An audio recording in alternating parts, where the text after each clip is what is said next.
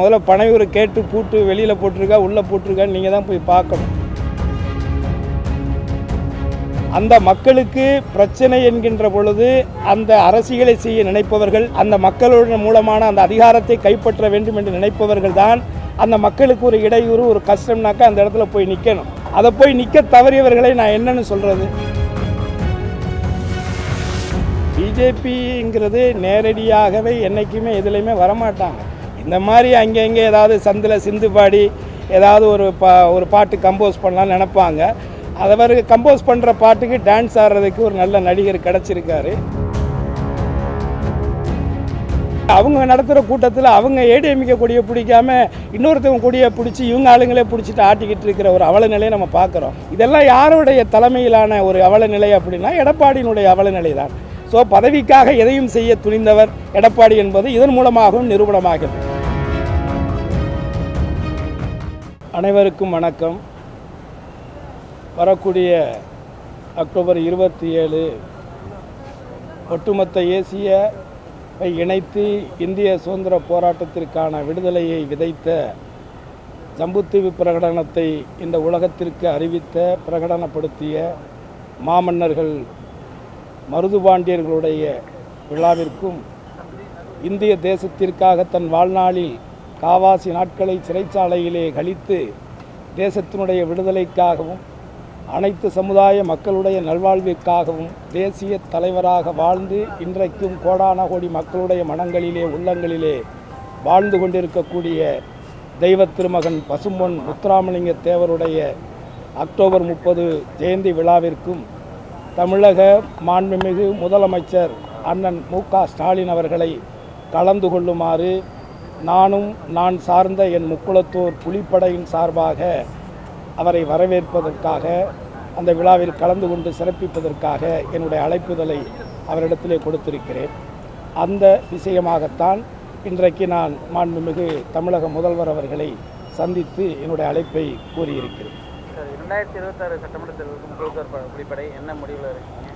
நான் ஏற்கனவே அறிவித்தது தான். கடந்த பாராளுமன்ற தேர்தலிலே எப்படி ஒட்டுமொத்த இந்த தேசத்தை ஒரு மொழி வழியாகவும் ஒரு மத வழியாகவும் பலதரப்பட்ட மதங்கள் இனங்களாக வாழ்ந்து கொண்டிருக்கக்கூடிய ஒட்டுமொத்த உலகத்திற்கே இந்தியாவினுடைய ஜனநாயக நாடுகளிலே இந்தியாவிற்கென்று ஒரு தனித்துவ மகத்துவம் இருக்கிறது என்று சொன்னால் அது பலவேற்பட்ட மதங்கள், மொழிகள், பல ஜாதிகள் என்று பிரிந்து வாழ்ந்தாலும் இந்தியர்களாக ஒன்றுபட்டு வாழக்கூடிய இந்த நிலைதான்.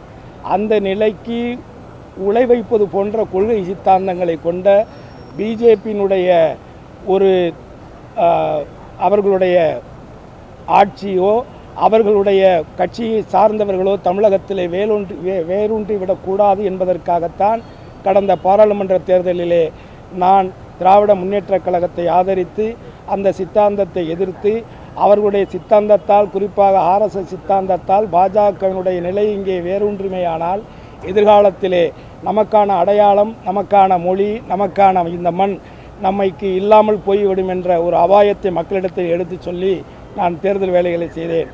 அந்த அடிப்படையிலே வரக்கூடிய சட்டமன்ற தேர்தலிலே நமது தமிழர்களுடைய இந்த மாநிலத்தினுடைய சுய உரிமையும் மாநிலத்தினுடைய சுயாட்சியும் நமது மொழி, மக்கள் சார்ந்த கல்வி, பொருளாதாரம், வளர்ச்சி அனைத்து திட்டங்களுக்கும் ஒரு நிலைப்பாடை, உறுதியான நிலைப்பாடை ஏற்று மக்களுக்கான ஒரு நல்லாட்சியை வழங்குவதற்கு, குறிப்பாக பிஜேபியை எதிர்த்து இந்த இந்தியாவிலே இன்றைக்கு மிக மிக வலுவான ஒரு சூழ்நிலையிலே அத்தனை சவால்களையும் எதிர்த்து சமாளித்து கொண்டிருக்கக்கூடிய ஒரு முதலமைச்சராக, ஒட்டுமொத்த இந்தியாவுமே உற்று நோக்கக்கூடிய ஒரு முதல்வராக இன்றைக்கு மதிப்பிற்கும் மரியாதைக்கும் உரிய அண்ணன் மு.க. ஸ்டாலின் அவர்கள் திகழ்ந்து கொண்டிருக்கிறார் என்பது மறுக்க முடியாத ஒரு உண்மை. அந்த நிலையில் இவர்களுடைய ஆட்சி தொடர வேண்டும் என்பதுதான் என்னுடைய முக்குளத்தூர் புலிப்படையினுடைய ஆவல். கடந்த தேர்தலில் போட்டியிடல, இந்த தேர்தலில் போட்டியிடறதுக்கு வாய்ப்பு கேட்டுருக்கீங்களா? தேர்தல் அரசியல் என்பது மக்களுக்கானது தான். அந்த மக்களுக்கான அந்த அரசியலை தேர்தலில் போட்டியிட்டு சட்டமன்ற உறுப்பினராக தேர்ந்தெடுப்பதன் மூலமாக நமக்கு ஜனநாயக அடிப்படையிலே சட்டமன்றத்திலே நமது கோரிக்கைகளை, நான் சார்ந்த என் சமூகம் சார்ந்த மக்களுடைய அனைத்து தரப்பட்ட மக்களுக்குமான கோரிக்கைகளை வலியுறுத்த முடியும் என்பது மறுக்க முடியாத உண்மை. ஆனால் அதை ஒரு தோழமை கட்சியாக பாராளுமன்ற தேர்தலிலே நான் செய்த பணிகளை உற்று நோக்கக்கூடிய மாண்புமிகு முதல்வர் அவர்கள் நிச்சயமாக வரக்கூடிய சட்டமன்ற தேர்தலிலே அதற்கான முக்கியத்துவத்தையும் அதற்கான அங்கீகாரத்தையும் நிச்சயமாக வழங்குவார் என்று நான் நம்புகிறேன். எல்லாருக்கும் தெரிஞ்சதானே. ஏற்கனவே நான் ஒருத்தன் போட்டி போட்டு அம்மா கிட்ட சீட்டு வாங்கி சட்டமன்ற தேர்தலாக ஜெயித்தேன். உங்களுக்கு திருவாடனை தொகுதியில் அனைத்து இந்திய அண்ணா திராவிட முன்னேற்ற கழகத்தின் சார்பாக நேரடியாக தேர்தலை சந்தித்து இரட்டை இலச்சினத்தில் வெற்றி பெற்ற முதல் நபரே நான் தான். அதுக்கு முன்னாடி 1980 எம்ஜிஆருடைய ஆட்சி கலைக்கப்பட்ட காலத்தில் நடந்த இடைத்தேர்தலில் தான் உங்களுக்கு முதல் முறையாக இங்கே இரட்டையிலேயே ஜெயிச்சிருக்கு. அதனால் என்னுடைய பலம் என்ன பலகீனம் என்ன என்பது எல்லாருக்குமே தெரியும். அதனால் என்னுடைய கட்டமைப்புக்கு நான் சார்ந்த என் முக்குளத்தூர் சமூகம் சார்ந்த கோரிக்கைகளை ஜனநாயக ரீதியிலே சட்டமன்றத்தில் எடுத்துரைப்பதற்கு என் மக்களுடைய நீண்ட நாள் கோரிக்கைகளை முதல்வரிடத்தில் வலியுறுத்துவதற்கு நான் ஒருவன் அங்கே சென்றாலே சரியாக இருக்கும் என்பது. கரூரில் துயர சம்பவத்தில் ஒரு 41 பேர் இறந்துருக்காங்க. தாவேகா தலைவர் விஜய் இதுவரைக்கும் கரூர் போய் நேரில் மக்களை பார்க்கல. இதை எப்படி பார்க்குறீங்க? நீங்கள் அதை அவர்கிட்ட தான் கேட்கணும். அரசியல் அதாவது இல்ல அவர் கட்சி தொடங்கினது அவர் கட்சி அதெல்லாம் நீங்கள் தான் பனையூரில் போய் கேட்கணும். முதல்ல பனையூர் கேட்டு பூட்டு வெளியில் போட்டிருக்கா உள்ளே போட்டிருக்கான்னு நீங்கள் தான் போய் பார்க்கணும். அதாவது ஒரு மக்களுக்கான அரசியல் என்பது மக்களுக்கானது.